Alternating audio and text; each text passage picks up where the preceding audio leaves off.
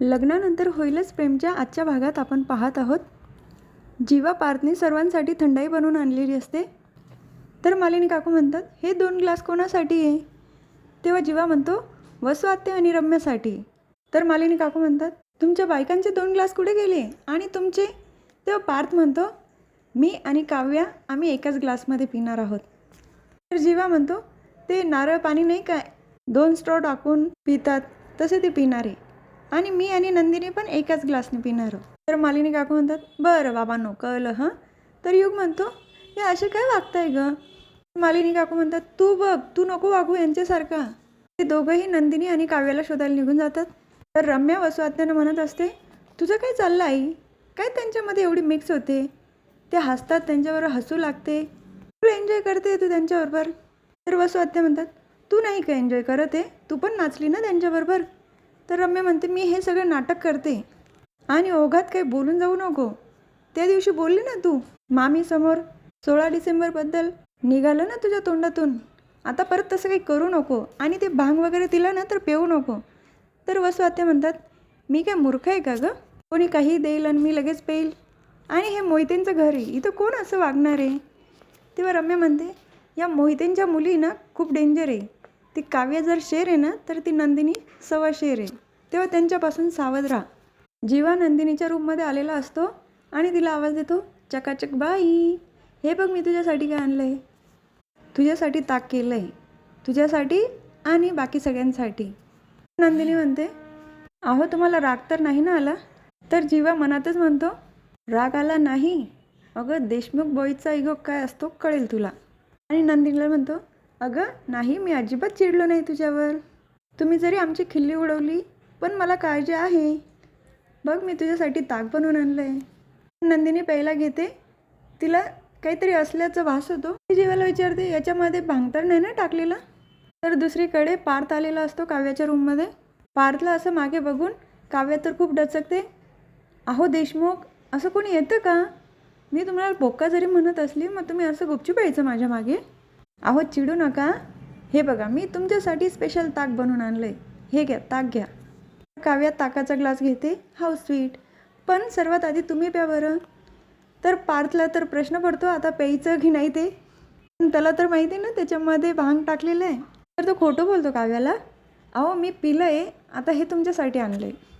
तर काव्या त्याच्यावरच चिडते, मी नसताना ताक पिलं पण. पार्थ म्हणतो, अहो काव्या, सासूबाईंनी सांगितलं होतं तर त्यांचं मन कसं काय मोडू शकतो ना मी, म्हणून मला प्यावं लागलं. तेव्हा काव्या म्हणते, ठीक आहे, आईने सांगितलं का, मग असं सांगायचं ना आधी. तर पार्थ म्हणतो, घ्या काही नाही त्याच्यामध्ये, प्या, भांग वगैरे काही नाही. तर काव्या म्हणते, मी कुठं म्हटली भांग आहे त्यात. तर नंदिनी म्हणते, काय विचारते मी, काय मिक्स केलं याच्यामध्ये? जीवा म्हणतो, तुला खरं वाटत नाही ना, इकडे. तो बाल्कनीत घेऊन येतो आणि बाकी सगळे खाली बसलेले असतात, त्यांना आवाज देतो, मी ताकामध्ये काही मिक्स केलं आहे का, भांग वगैरे, तुम्हाला काही त्रास होतो आहे का? तर मिथून काका म्हणतात, काही नाही यामध्ये, आणि एकदम मस्त झालं आहे, घे पिऊन तू पण, मी अजून 2 ग्लास पिणार आहे. तर जीवा म्हणतो, बघितलं, कोणाला काही त्रास झाला आहे नाही ना, मग पी आता तू पटकन. आणि तुझा माझ्यावर विश्वास नाही का? नंदिनी म्हणते, नाही माझा तुमच्यावर विश्वास. युग म्हणतो, चला आपण टेरिसवर जाऊया, तिथे मज्जा करूया. ते सगळे उठतात. तेव्हा जीवा म्हणतो, बघ ते चालता पण आहे, व्यवस्थित चालतं आहे ना. तरी देखील नंदिनी काही ते ताक पित नाही. तर दुसरीकडे काव्या पार्थला विचारते, अहो मी काहीतरी विचारले तुम्हाला, काय यामध्ये? तेव्हा पार्थ म्हणतो, यामध्ये वेलची पावडर टाकायला पाहिजे होती हो ना. तर काव्या म्हणते, कोणी वेलची पावडर टाकतं का ताकामध्ये? तर पार्थ लगेच राग येण्याचं नाटक करतो, तिथून ग्लास घेऊन जातो, जाऊ दे, तुम्हाला प्यायचं नाही ना, मी फेकून देतो. तर काव्या त्याच्या मागे येते, अहो देशमुख, मी कुठं असं म्हटली, पिते मी, दाखवा इकडे. तर पार्थ म्हणतो, नाही नको, मी याच्यामध्ये काही वेगळं टाकलं असेल ना, तुमचा विश्वास नाही माझ्यावर, नाही प्यायचं, मी फेकून देतो. आणि आयड्यात तिच्या तोंडासमोर ग्लास करतो. तेव्हा काव्या म्हणते, किती हे नाटक देशमुख. तो ग्लास घेते आणि ते पूर्ण ताक पिते. तेव्हा पार्थ म्हणतो, छान आहे ना. काव्या पण म्हणते, हो छान आहे. काव्याचा पूर्ण ग्लास पिऊन होतो. काव्या लगेच पार्थचे गालगुच्छ धरते. त्याच वेळेला तिथून नंदिनी आणि जीवा दोघेही जातात. नंदिनी पुढे आणि जीवा मागे ग्लास घेऊन जातो. तर काव्या म्हणते, ही नंदिनी ताई जीवाच्या मागे का पळते? तेव्हा पार्थ म्हणतो, ते पकडापकडी खेळत आहे. काव्या म्हणते, पकडापकडी खेळत आहे? मी पण खेळणार. तिथून ती निघून जाते. तर दुसरीकडे जीवा नंदिनीला म्हणतो, काय चाललंय चकाचक बाई, तुझा विश्वास नाही का? जाऊ दे, नसेल प्यायचं नको पिऊ, मी फेकून देतो. तेव्हा नंदिनी म्हणते, अहो मी असं कुठे म्हटली, मागच्या वेळेला बघितलं ना, पाणी समजून मी दारू प्यायली, काय झालं ते म्हणून विचारून घेतलं. त्यानंतर ताक पिते नंदिनी. तर जीवा विचारतो कसं आहे. नंदिनी एकदम मस्त, आय लाईक इट, तिथून निघून जाते. तर काव्या बाहेर आलेली असते. तिला असं वाटतं तिचा हात पार्थने धरलेला आहे, पण तिथे पार्थ नसतं. अहो पार्थ, आपण तर पाण्याने रंगपंचमी खेळलोच नाही. ती तिथेच गोल फिरून पाहते तर पार्थ तिला दिसत नाही. अहो देशमुख, कुठे गायब झालात तुम्ही? तर दुसरीकडे रम्या आणि वसू आत्या येतात. बघितलं ना, सगळे निघून गेले, झालं तुझ्या मनासारखं, मला आवाजसुद्धा दिला नाही त्यांनी. रम्या म्हणते, चल आपण पण जाऊया टेरिसवर. तेव्हा वसू आत्या म्हणते, माझ्या घशाला कोरड पडली आहे, मी नाही येणार, तू जा. तर दुसरीकडे नंदिनीने हेल्मेट घातलेलं असतं, गाडीवर उलट्या बाजूने बसलेली असते आणि जीवाला म्हणते, जीवा तुम्ही व्यवस्थित बसा हां मला धरून. जीवा पण नंदिनीची मजा घेत असतो. नंदिनी गाडी चालवताना अशी असा आवाज पण काढते आणि ते नाही का मागे उडवतात, तसं करू का, काय म्हणतात त्याला?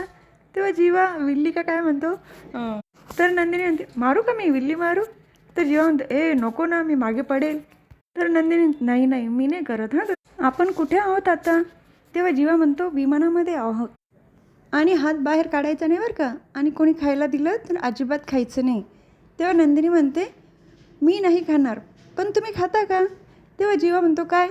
तर फाटकन एक गालावर ठेवून देते त्याची. तर जीवा म्हणतो, हे काय होतं? नंदिनी म्हणते, तुम्हाला काय वाटलं, भांग टाकलेलं ताक मी पिली असेल? तुमची बायको ताकसुद्धा फुंकून पिते, माहिती आहे ना तुम्हाला? तो ग्लास तिथेच भरलेला असेल, बघून या. तर जीवा म्हणतो, तुला मिशी आली होती ना तोंडावर, मग त्याचं काय? तर नंदिनी म्हणते, मी ती मुद्दाम लावली होती आणि माझ्या चेहऱ्याकडे बघण्याच्या नादात तुमचं लक्षसुद्धा गेलं नाही की मी ताक पिलंच नाही ते. तर हा भाग इथेच संपतो. पुढील भागात बघायला मिळतं की जो नंदिनीचा ग्लास होता ना, तो वसू आत्यांनी पिलेला असतो आणि वसू आत्यांना नशा चढलेली असते. त्या तिथे गार्डनमध्ये येतात आणि म्हणतात, कोण आहे इथे? तेव्हा काव्या म्हणते, फिस्कारलेली मांजर. काव्या म्हणते, तू कोण आहे? तर त्या म्हणतात, काळी मांजर. दोघी पण एकमेकीचे गालगुच्चे धरून ओढतात, म्याव म्याव करतात. तेव्हा नशेच्या नादात वसू आत्या बोलून जातात, 16 डिसेंबरला त्या फिस्कारणाऱ्या मांजरीची आणि तिच्या टोळीची अशी वाट लावली ना आम्ही. आता उद्यापर्यंत तर काव्याला हे काही लक्षात राहणार नाही, कारण ती आता नशेमध्ये ना. तेव्हा जाणून घ्यायचं असेल उद्या काय होतं ते, तर लग्नानंतर होईलच प्रेमच्या पुढच्या भागात आपण परत भेटूया. तोपर्यंत tata bye and take care. Like share subscribe करायचं बरं का, आणि बेल आयकॉन दाबायला विसरायचं नाही.